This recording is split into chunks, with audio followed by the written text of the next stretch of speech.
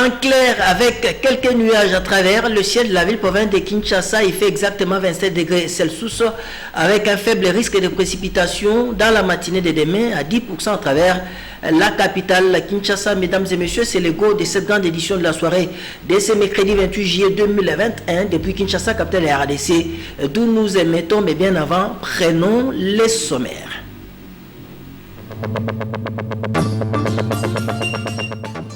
Lancement ce mardi des travaux de construction du poste 220 kV et des réseaux de distribution associés dans les quartiers CPA dans la périphérie ouest de la ville de Kinshasa par le président de la République Félix-Antoine Tshisekedi Tshilombo. La désignation du futur président de la centrale électorale continue d'alimenter l'actualité au pays. Focus sur la procédure du choix et les réactions de la population dans ces journaux.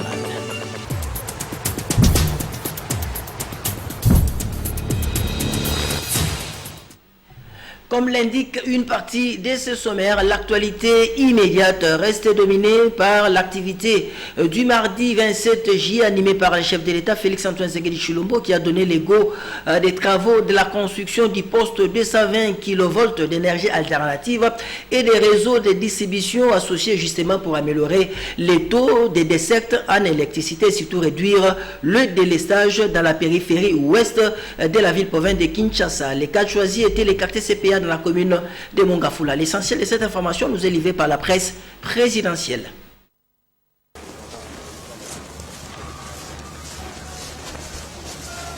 Plus ou moins 2 millions d'habitants seront bénéficiaires du courant électrique de la SNEL grâce au poste 220 kV de Kinshasa et ses réseaux de distribution associés, de quoi améliorer sensiblement la desserte en électricité et booster le développement de la capitale. La cérémonie de la pose de la première pierre de construction de ces postes stratégiques a été présidée ce mardi 27 juillet 2021 par le président de la République Félix-Antoine Tshisekedi Tshilombo sur ces sites de la périphérie de Kinshasa dans la commune de Mongafula où l'on a noté la présence des présidents du Sénat et de l'Assemblée nationale et de plusieurs autorités politiques et administratives. Des allocutions de circonstances, il y en a eu plusieurs au cours de cette cérémonie. Le gouverneur de la ville de Kinshasa, Jantini Ngobila, a exprimé les vifs remerciements au président de la République pour la mise en chantier du projet du poste de Kinshasa pour garantir le développement de sa juridiction. Il a rassuré de l'accompagnement par les Kinois de tous les projets et réalisations du chef de l'État garantissant les intérêts de la population et de la ville de Kinshasa. Le conseiller principal du chef de l'État en charge de mines et énergie Ablavi Eboma a loué les efforts que consent le président de la République depuis son avènement à la magistrature suprême dans le cadre notamment de l'amélioration de la desserte en courant électrique. Le ministre des Ressources hydrauliques et électricité a abondé dans le même sens, précisant que l'amélioration de la desserte en courant électrique de la population est une des missions assignées au gouvernement de l'Union sacrée de la nation. Pour le directeur général de la SNEL, Jean Bosco Kayombo, la cérémonie de ce jour marque non seulement les débuts de construction du poste 220 kV de son entreprise à Kinshasa, mais aussi la matérialisation de la vision du chef de l'État sur le développement de la RDC et de son émergence. Tour à tour, le représentant de la firme Shanghai Electric, chargé de construire le poste de Kinshasa en partenariat avec la SNEL, et l'ambassadeur de la République populaire de Chine à RDC ont salué la coopération sino-congolaise gagnant-gagnant, privilégiant les intérêts de chaque partie, un partenariat stratégique et une amitié sincère entre les deux pays, a renchéri les diplomates chinois. Fruit de la coopération sino-congolaise, le projet de construction du projet 220 kV de Kinshasa et réseau de distribution associés s'érige en complément de la centrale hydroélectrique des Zongo 2 et permettra à la RDC de se doter de son premier réseau de distribution automatisé. Le poste 220 kV de Kinshasa va accroître la disponibilité en électricité de la ville de Kinshasa et remédier à diverses lacunes dans l'offre en électricité dans la capitale. Il augmentera le niveau de couverture électrique dans toute la ville de Kinshasa à travers les lignes de transmission existantes, en particulier dans la partie ouest de la capitale, dans les communes de Mongafula et d'Engaliema notamment. De Kinshasa, capitale de la RDC, nous prenons la direction de Cairo, capitale égyptienne, où séjourne depuis le 26 juillet de l'année en cours le chef du gouvernement Jean-Michel Sama Lukonde Kyenge, qui conduit une forte délégation gouvernementale. Sur place, le chef de l'exécutif national a échangé avec un groupe d'investisseurs et hommes d'affaires égyptiens réunis au sein du consortium Incompé pour bien sûr la construction de Kitoko New Cité, une nouvelle cité dans la périphérie de la capitale, consécutive bien sûr aux accords bilatéraux signés il y a cela 6 mois entre le chef de l'État Félix-Antoine Tshisekedi Tshilombo et son homologue égyptien, le maréchal Fattah al-Sisi. Le reportage est de James Katambwa Chouka. Le Premier ministre Jean-Michel Sama Lukonde Kyenge est en visite de travail au Caire, la capitale de l'Égypte. Sur place, les chefs du gouvernement ont eu des échanges avec des consortiums, des investisseurs et hommes d'affaires égyptiens, membres du groupe égyptien Incom. Ces opérateurs économiques égyptiens sont intéressés à investir en République démocratique du Congo, où s'offrent plusieurs opportunités d'investissement dans plusieurs secteurs socio-économiques, notamment la construction de la nouvelle ville Kitoko à Kinshasa. Ici, il est de signaler que ce programme est le résultat des accords bilatéraux signés entre les deux chefs d'État Égypte-RDC lors de la visite du président de la République Félix-Antoine Tshisekedi Tshilombo auprès de son homologue égyptien Abdel Fattah al-Sisi au Caire il y a 6 mois. Il faut aussi noter que ces projets sont très importants pour les deux pays.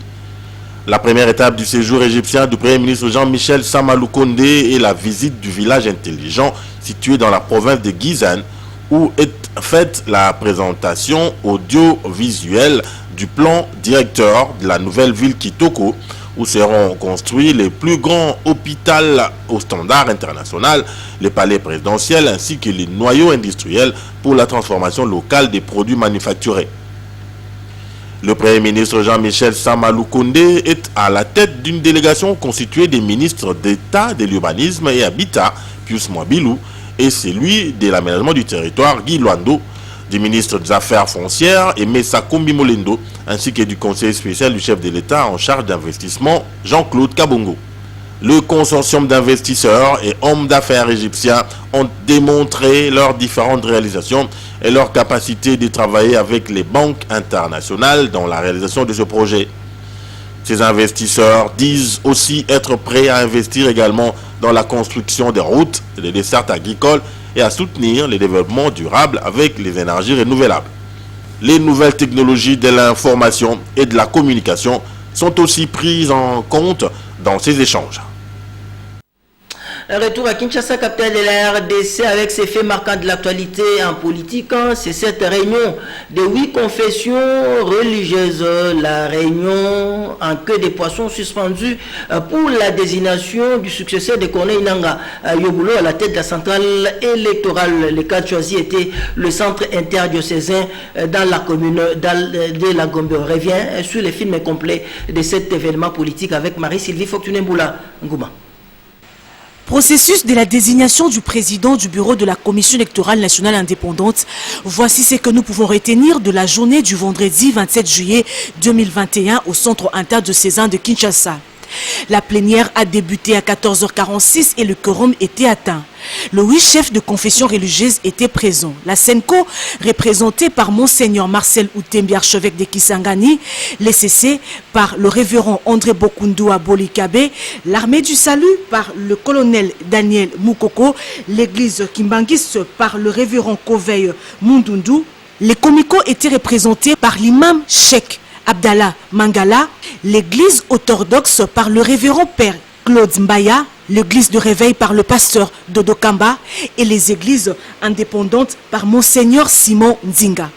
Au terme de travaux, la conférence épiscopale nationale du Congo SENCO et l'ECC, l'église du Christ au Congo, qui ont la présidence et la vice-présidence de la plateforme confession religieuse, ont refusé de signer le procès verbal au regard du choix porté en la personne de Denis Kadima par les 6 autres.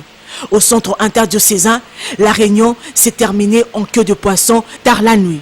Les 6 autres chefs de confession religieuse se sont rendus au siège de la CIME le même vendredi dans la soirée pour finaliser le processus sans la SENCO et l'ECC. Donc, le nom du remplaçant de Corneille Nangaa sera connu et déposé à la commission paritaire opposition-majorité et enfin au bureau de l'Assemblée nationale. Justement, on reste dans les entrefaites de ces assises du centre interdiocésain de la Gombe pour la désignation du nouveau patron de la centrale électorale, juste après la suspension par le président du CEA, l'archevêque de Kisangani, Monseigneur Marcel Outembi, de cette réunion. L'abbé Cholet, secrétaire général de la Senko, a livré ses impressions au micro de Marie et Sylvie Fortuné Boulangoma. On les suit. S'il vous plaît. Mais quel est le contenu exactement? Vous continuez demain. Vous sortez d'une réunion qui a duré longtemps. Certainement que quelles sont les résolutions qui ressortent de cette réunion? N'infusquez-moi à la presse, c'est important. Même moi à la presse. S'il vous plaît, me savez sauver. La nation congolaise. Attention la presse. Attention, attention. On n'a pas conclu. On a demandé.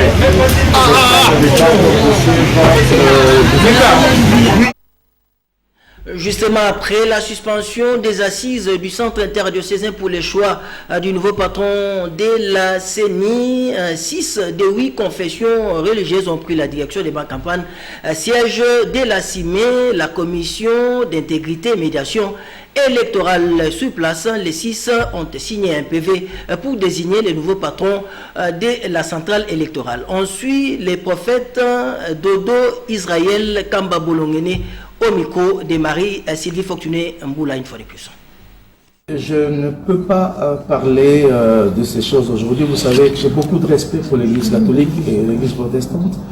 Nous sommes ensemble, nous sommes des confessions sœurs et on est ensemble. Je pense que il y a une prise de position. Le moment n'est pas encore venu pour qu'on explique exactement le détail de ce qui a été, mais je peux vous garantir que nous avons été ensemble, nous sommes ensemble et nous resterons ensemble. Je peux vous garantir que nous sommes restés dans le règle de la charte et nous ne sommes pas sortis en dehors. Et ce que vous dites, peut-être que vous aurez entendu quelque part, mais je peux vous garantir que nous sommes censés, comme étant les hommes, les hommes d'église, donc nous sommes habilités à suivre les règles des écrits. Donc nous sommes restés dedans et la charte a réglé cette question. Le moment venu, vous verrez si on a été réellement dans les règles ou pas. Mais je tiens à vous rappeler ici que nous sommes ensemble. En fait, nous sommes ensemble. Beaucoup de respect pour toutes les confessions religieuses. Vous nous voyez ici ensemble. On ne peut pas dire du mal d'une confession et surtout pas d'un de responsable ou d'un de membre de la plateforme, mais on est ensemble, donc ne nous amenez pas à nous diviser s'il vous plaît. On n'est pas dans une logique d'un forcing quelconque ou encore d'une main politique. Nous avons été derrière les calendriers. Je tiens à vous rappeler que vous êtes tous au courant, qu'il nous a été donné quelques jours et à la limite le 27. Le 27, c'est aujourd'hui, donc le 28 c'est le dépôt. Donc on n'a fait que respecter ce qui a été placé comme programme de calendrier. Donc il n'y a pas une main politique et dans l'entretemps, je tiens à dire, c'est vous les journalistes qui tentez. Voilà, vous venez de suivre là le prophète Israël Dodo Kamba. Il est le chef représentant légal de la composante Église du Réveil du Congo, justement dans le cadre de cette actualité brûlante, suite bien sûr à la désignation du successeur de Corneille Nangaa Yeboulou à la tête de la centrale électorale. Ici à la rédaction, notre équipe de reportage composée de Patim Bunzi et de Serre Badibabia a promené son micro à travers la capitale pour recueillir les impressions des Kinoises et Kinois. Ensuite, j'aimerais bien mettre un peu en conscience aux religions et puis aux politiciens, parce que la désignation, c'est par rapport aux urnes d'abord, par rapport à la personne qui va aider les pays à évoluer en avant. Parce que ce genre de problèmes, on en a marre chez nous. Depuis les premières élections, deuxième élection, maintenant ici, où est-ce qu'on a? On avait désiré l'autre là, on a confixé, et puis il y avait Malou, et puis on ne sait pas qui peut nous diriger au futur. Mais ce que moi je propose, qu'ils puissent chercher une piste de paix, et pour sauver les peuples. Dans cette histoire, il y a à boire et à manger. Nous, peuple, avions espéré, comme les pères de l'Église nous disaient que ce sera quelqu'un qui est neutre, sur qui va reposer la responsabilité de dire clairement la vérité, c'est-à-dire proclamer les résultats. Mais on s'aperçoit que la personne désignée par nos pères de l'Église n'est pas neutre. D'après les informations, qu'il serait candidat d'un camp. Bon, qu'à cela ne tienne, comme nos pères ont décidé de porter leur choix, nous ne pouvons que nous incliner parce que ce sont qui ont choisi. Mais pour nous, nous n'avons pas de problème. Si c'est pour une femme qu'on les place, c'est pour un homme. Donc nous sommes toujours là pour soutenir tellement notre président. Une personne qui n'est pas de la religion, il n'y a pas de problème. Parce qu'eux-mêmes cherchent des désordres, ils n'ont pas la suite, ils n'ont pas la suite favorable, ils n'ont pas de la solution. Là, on peut même chercher une autre personne qui n'est pas de la religion, qui peut admettre cette activité. De Kinshasa, nous allons prendre la direction du Grand Nord de la RDC, la province de l'Ituri, avec les résultats probants de l'état de siège instauré par le commandant suprême des FARDC, Félix-Antoine Tshisekedi Tshilombo, dans ces coins de la RDC. La plupart des déplacés de guerre regagnent leurs milieux respectifs. Les cas, bien sûr, des localités de Niakoundé, Marabo et Roumu, dans les territoires de Roumu. Là, nous sommes dans la province de l'Ituri. L'essentiel de cette information nous est livré par la presse militaire. Au lendemain, l'administration militaire en Ituri sécurise, protège et accompagne les déplacés volontaires dans leur milieu d'origine. Aujourd'hui, c'est les tours de déplacés de Marabo, Irumu et Niakoundé qui regagnent les bercailles avec l'appui logistique de l'armée. Avec les actions que les éléments de la FARDC se sont en train de mener, il y a la sécurité qui est rétablie et la paix qui est aussi rétablie. La distance qui sépare Bunia et Marabo, aussi Niakoundé, s'est déplacée et aussi leur leader avait sollicité et plaidé auprès de l'autorité provinciale pour que l'autorité mette à leur disposition s'il y a moyen de véhicules pour retourner, se déplacer, qui exprimerait cette volonté-là de retourner. Et voilà, c'est ce qui est concrétisé aujourd'hui. Le gouvernement est là et il a mis à leur disposition des véhicules qui pourraient les retourner chez eux d'où ils étaient venus. Pour cette deuxième phase, le go a été donné par l'administrateur militaire du Roumu, le colonel Siron Simba. L'une des déplacées trouvée sur place exprime ici sa joie. Je me réjouis pour cette initiative de nous faire retourner dans nos milieux respectifs, car c'est là que nous vivons au quotidien. Merci aux FARDC qui ont mis à notre disposition ce véhicule pour rentrer gratuitement.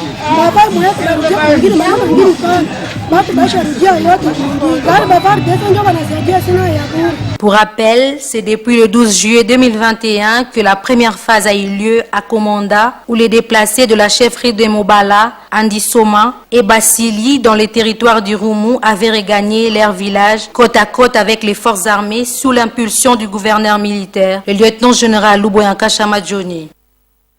Justement, nous allons rester dans cette partie du territoire national. Les partis présidentiels, l'Union pour la démocratie et le progrès social, section Ituri, exige la création, bien la construction d'une nouvelle université à Bunia, plus exactement dans la localité de Tchéré, à 8 km de la ville de Bunia, justement pour mettre fin au conflit foncier entre cet alma mater et M. David Banga Kirikou. On suit M. Bayo Jacob, qui est le porte-parole de l'UDPS Ituri. Il est au micro de Charlie Omba.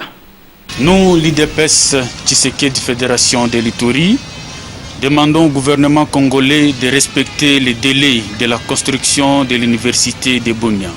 Les travaux de la construction de cette université doivent déjà commencer pour mettre fin au conflit persistant entre l'INIBU et l'opérateur économique David Kirikou.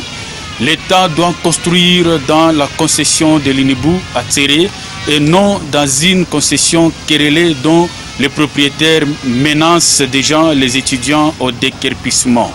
Nous invitons à la justice de trancher sans aucune pression politique. Son indépendance est entendue par la majorité de la population de l'Ituri.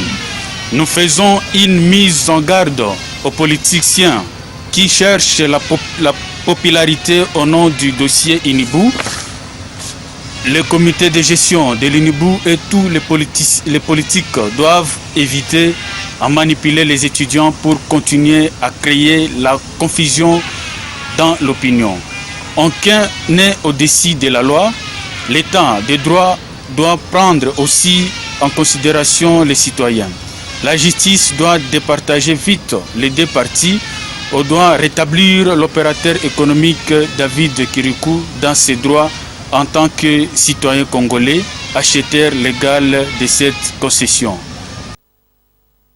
On va rester toujours à l'est de la RDC pour prendre la main de notre permanente sous place dans la ville de Butembo, Francine Moussoua, qui nous signale que l'ASECO, l'association des chauffeurs du Congo, section Butembo, exige l'instauration des convois militaires sur l'axe routier Butembo-Bunia, justement pour sécuriser les utilisateurs de cette route. Cette position, bien sûr, de l'ASECO, section Butembo, est soutenue par la société civile locale. Nous nous retrouvons au parking La Victoire, à la sortie nord de la ville de Butembo. C'est en ce lieu où fonctionnent les services de l'association des chauffeurs du Congo, ASECO. Face à la situation sécuritaire qui prévaut sur les axes routiers fréquentés par les chauffeurs, dont Butembo-Bunia, Butembo-Kasindi, l'ASECO continue à plaider pour la sécurité de ses membres. Bouingue et Sekia, secrétaires de cette association, déplorent les indices des véhicules ainsi que les assassinats dont sont victimes les chauffeurs. Nous demandons à ce que les autorités puissent nous accompagner et surtout de placer des garde-fous pour nos membres et que la route puisse avoir une liberté et qu'on puisse voyager en temps plein sans aucune embûche à cause des routes. Et encore, moins encore, qu'ils nous aident aussi à nous accompagner. Parce que lorsqu'un chauffeur trafique, il prend ses trajectoires, il faut qu'il soit accompagné ou sécurisé à cours de route. Et la sécurité, c'est une affaire de tous, c'est tout ça. Ainsi, les chauffeurs plaident pour des mesures d'accompagnement, notamment un convoi de militaires. Ce même avis est partagé par la société civile du Nord Kivu. Son vice-président, Edgar Matesso, pense que cette mesure permettra aux chauffeurs de voyager en toute quiétude. De route. Il y a lieu de procéder à la position de représentation militaire. Donc si on pourrait avoir une position militaire à chaque kilomètre, ça pourrait aider tant soit peu, mais les positions militaires en elles seules ne suffiraient pas. Il faudrait y ajouter l'escorte militaire pour permettre à ce que si jamais on arrive à un endroit isolé des militaires séparés d'1 kilomètre et qu'il y ait un cas de sécurité, les militaires qui sont en train d'escorter les convois peuvent intervenir. Mais aussi au-delà de ces escortes, il faudrait qu'il y ait une surveillance aérienne permanente qui devrait surplomber les entités, donc les routes. Les cas d'embuscade contre les chauffeurs se multiplient ces jours en territoire de Béni. Des véhicules sont incendiés ainsi que des chauffeurs et leurs clients assassinés. Un retour à Kinshasa, capitale de la RDC, place à présent la rubrique Actualité vue par les autres, les binômes reporters de cette rubrique, composé d'Esther Badi Biabia et de Patim Bouzi, est allé interroger M. Sissé Traoré, journaliste à la télévision Nouveau Congo, émettant depuis Kinshasa, capitale de la RDC, qui évoque l'actualité débattue au sein de cette rédaction qui reste dominée bien sûr par les tractations des chefs des confessions religieuses autour du choix du prochain président de la CENI. Vous savez qu'hier, le président de la République a inauguré un poste de plus ou moins 200 kVA vers Kinshasa, ce qui va servir et la ville de Kinshasa et ses environs. C'est encore d'actualité aujourd'hui. À part ça, nous sommes en plein processus de désignation des membres de la CENI. Vous savez que les confessions religieuses sont en pleine tractation. quand bien même qu'entre elles, elles sont divisées. Il y en a qui préfèrent d'autres candidats à la place de certains autres.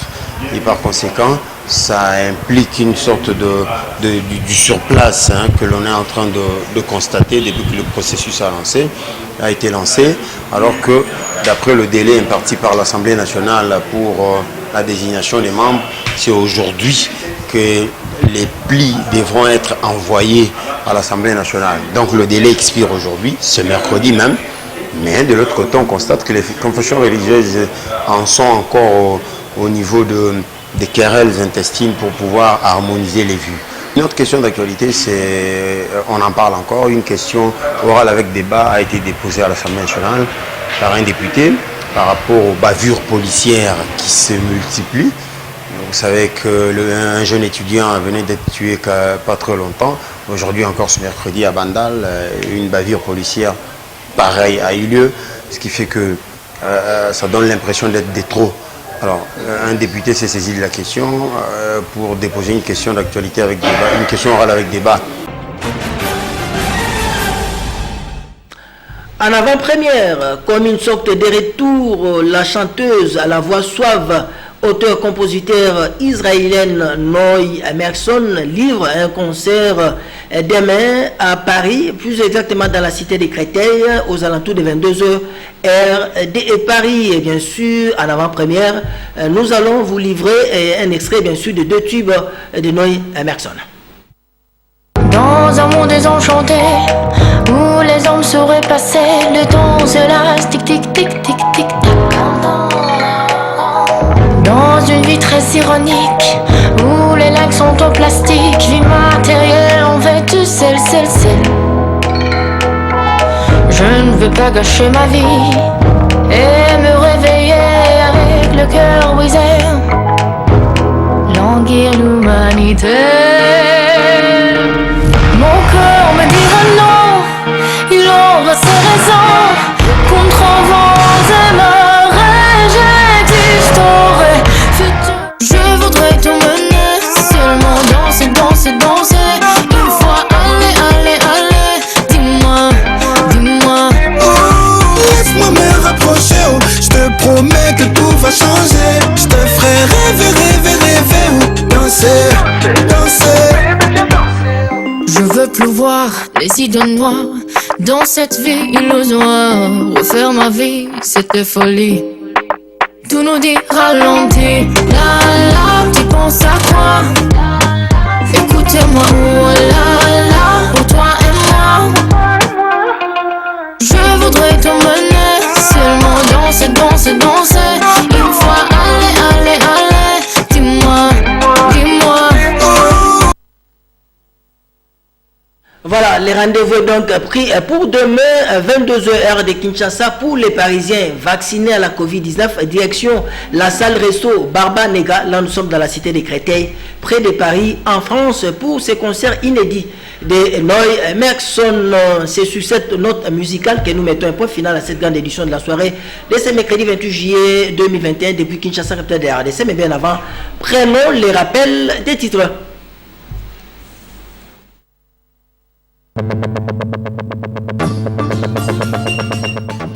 Lancement ce mardi des travaux de construction du poste 220 kV et des réseaux de distribution associés dans les quartiers CPA dans la périphérie ouest de la ville de Kinshasa par le président de la République Félix-Antoine Tshisekedi Tshilombo. La désignation du futur président de la centrale électorale continue d'alimenter l'actualité au pays. Focus sur la procédure du choix et les réactions de la population dans ces journaux.